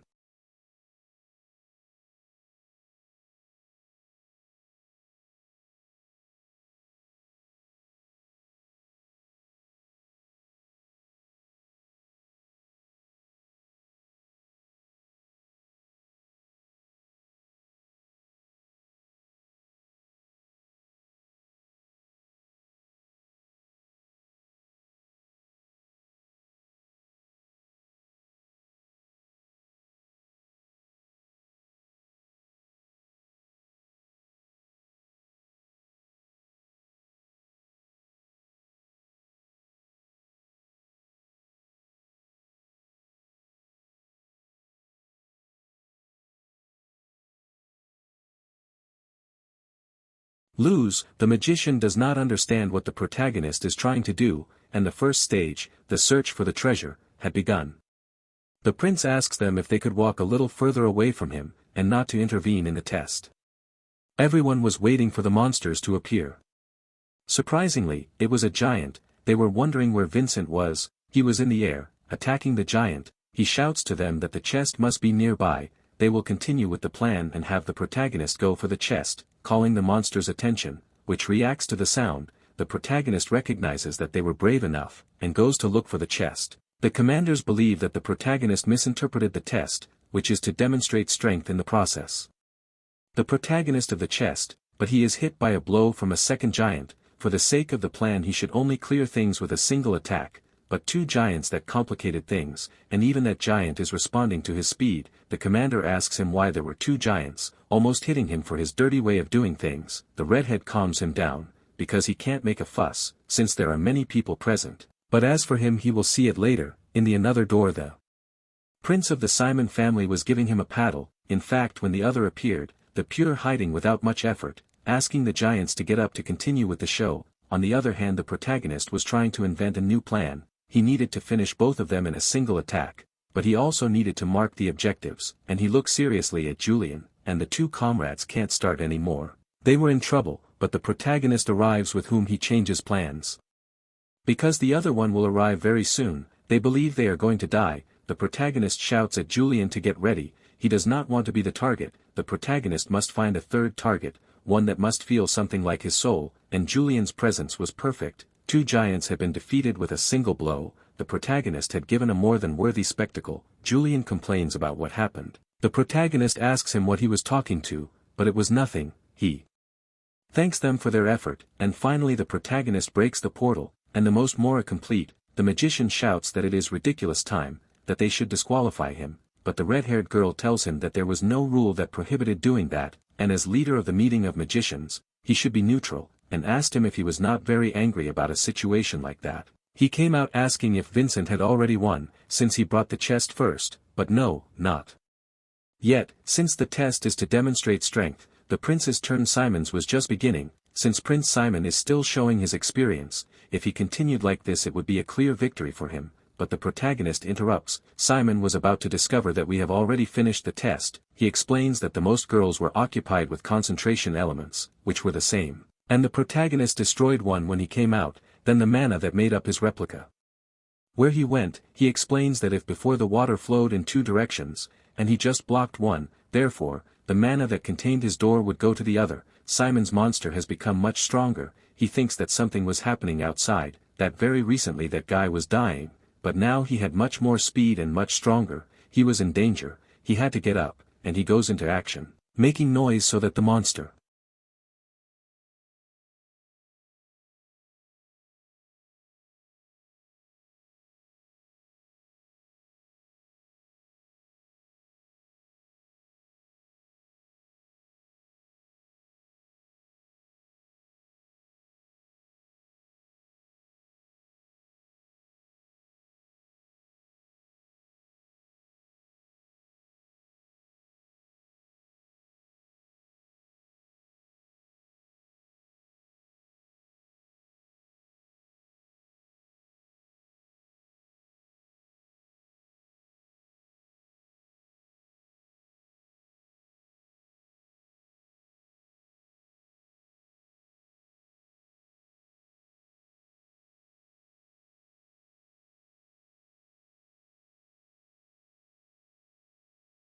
She is distracted, but to her bad luck the second giant appears, and Gaston, with the look that otherwise, repeating how he dared, with a single blow he had killed the two giants, but he repeats again, how dare he ruin her plans. He will never forgive her. Going out to the most Mora, Simon believes that the door was successfully completed. He found the chest, and in the end he left a good impression, no matter how bad it was. He is better than Vincent. The protale says that he arrives a little late, that by his face he must have quite liked his gift. He realizes that the giant's commotion was all a plan of the protagonist. He has been playing into his hands since the beginning of the portal. He accepts his defeat. He thinks that I underestimated him, but now it will be different. He is beginning to see him as a true friend, and anyway, the winner of that test is Cadet Vincent Adenka. He will serve. He is walking down the hall, and he is glad that Vincent won, and the Prince of Simons tells him that he was sorry for not having thanked her, that thanks to her she saved him from a good blow, and gives him his hand. He will do, he does not know why, but he feels a strange sinister sensation in that hand, but he gives it anyway, and the prince without saying anything else leaves, and with a sinister look he says goodbye to the cadet will serve. In the forest outside the castle, Siri is doing her training, and Wilson is looking for her to give her food and clothing. He tells her that the young Vincent won, she was out there to affirm a contract with the spirits, and she hears Boss asking for help. She wonders whose voice it was. In the academy they were celebrating the first victory of the Protale, with Juve Gaston. She tells him that she recently shook hands with him. The Protale curses the Prince of Simon. He had made her an art which restricted the speaker's mana, and gradually led him to death. I ask her to work with him every morning. She accepts. Julian tells her that he cannot say anything to her about the curse, since if he tells her, he could kill her. Using this type of tactics was unforgivable. It had nothing to do with the competition. She apologizes for being late, and asks him if he looks good. The Protale says why he decided to train. Julian believes that the Protale in his past life was a eunuch, which clearly he liked her. But the Protale thinks that he is 35 years old and she is about 14, then when he begins the meditation he sees that it was impossible. The power he had could not dissolve the spell. It was stronger than he thought, and if he breaks it Elvira's heart could explode. But if everything is like this she will die in 3 days. She believes that what she will say will sound very cold, but the event was in 3 days. She should not focus more on the competition. But the proclamation expresses that the lives of her comrades were much more important than all things, and you tell Elvira that that is all for today. He understands very well the pain that Elvira will feel, since in his old life he went through the same thing. And right behind them, Elvira falls unconscious. He had fallen into bed, they didn't know what he had. And it would have to be transferred to the capital as soon as possible. But the protagonist knows that they were not going to do anything there either, and that there was only one alternative. He had to find the sacrifice used in Gaston's ceremony. He shouts that in that life he will not lose any comrade. And in the forest, he finds Sari. He tells him that he is looking for a sacrifice. And most likely it would be a spirit. He's in a hurry so he'll continue, but Sari tells him that she could be of help this time. She heard in spirit ask.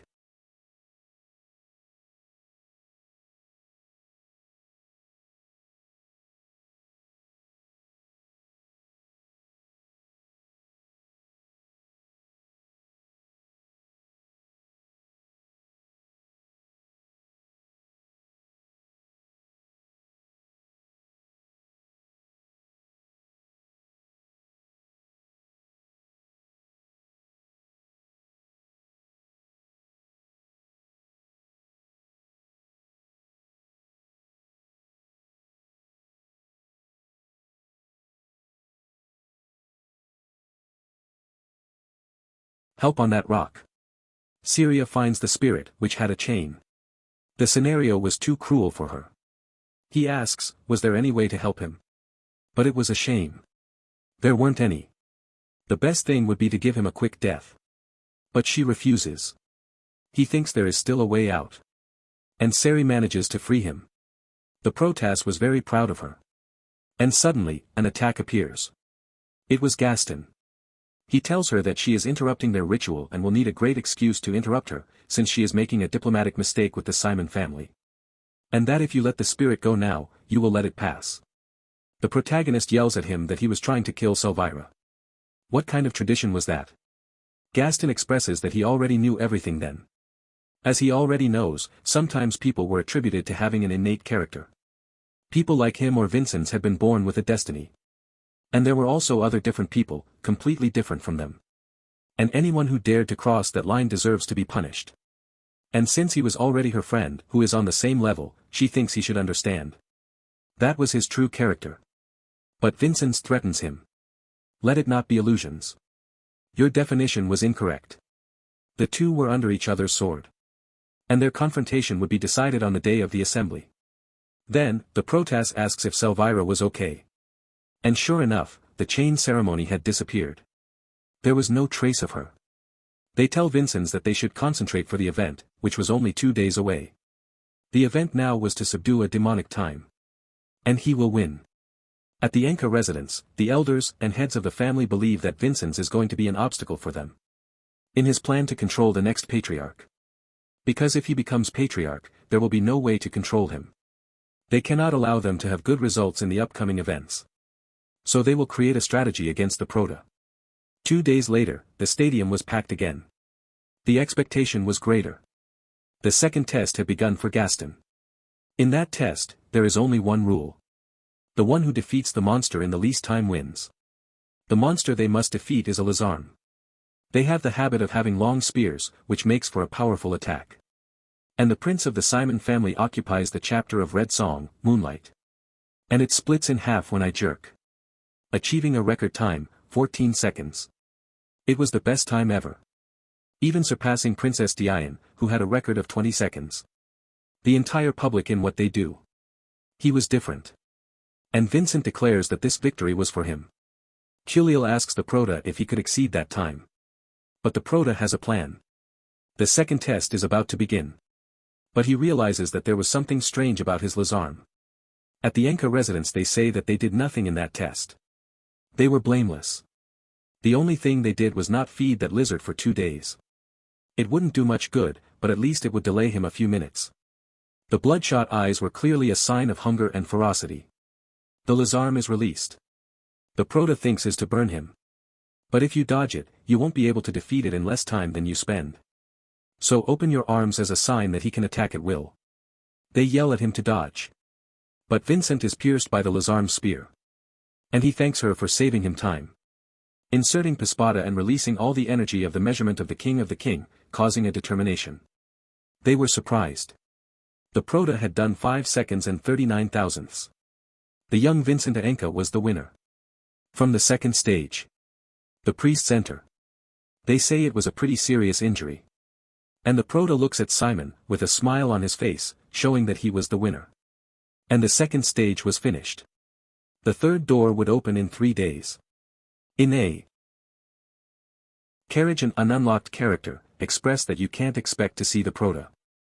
The priest's diagnosis is that the Prota, if forced again, may never occupy mana again. The redhead appears. I ask you to get up. The heads of the Enka family and also that of the Simon family had arrived. And they invited him to dinner. The 4 of us are having dinner at the table. She is happy to meet the Prota. Pointing a knife at him. The Prota feels great power. Making Vincent grab the handle of his sword. He realizes that she was really powerful. He was dying to fight her in the future. And the patriarch points Gaston with his fork. But Gaston didn't understand anything. And he tells her that at least he was polite. That he didn't take out the gun on the table. Julian and the Prota agree that the two are fighting for the pride of their children. After dinner, the two meet on the balcony. She says there are guys playing with her kids. How dare they? He believed she was behind it too.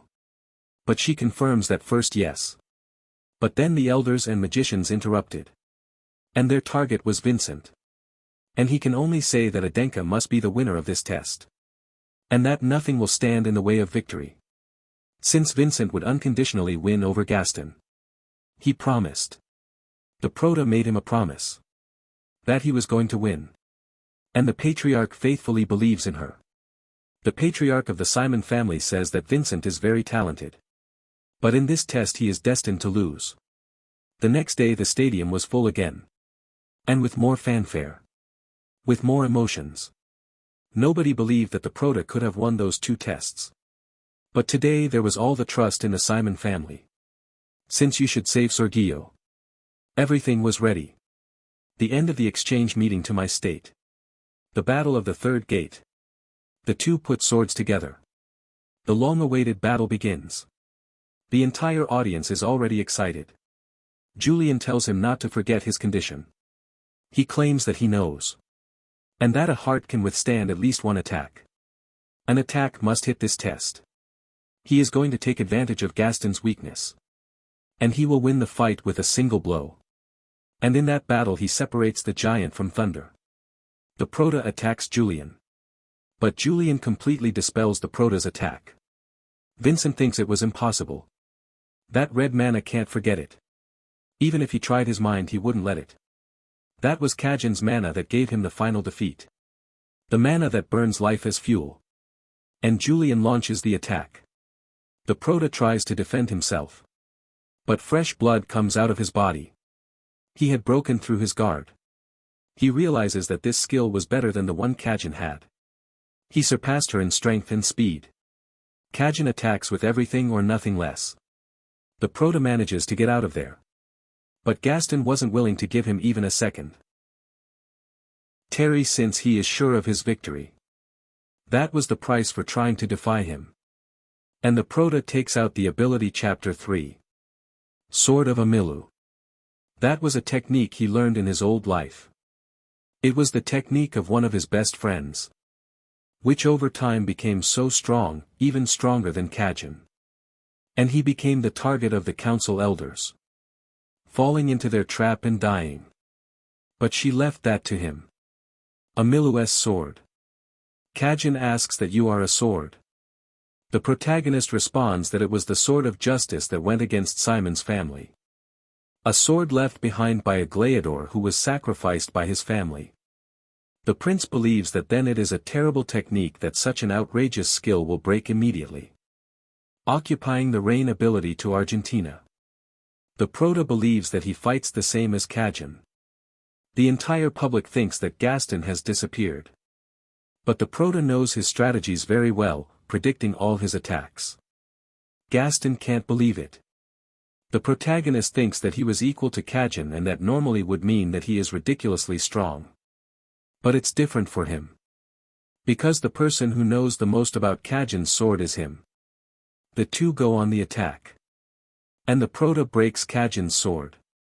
Many think that Vince won, but it has not yet been determined. He wasn't the only one with a trump card. Kajin holds the Chimprotective sword of the god of the sword from which he draws.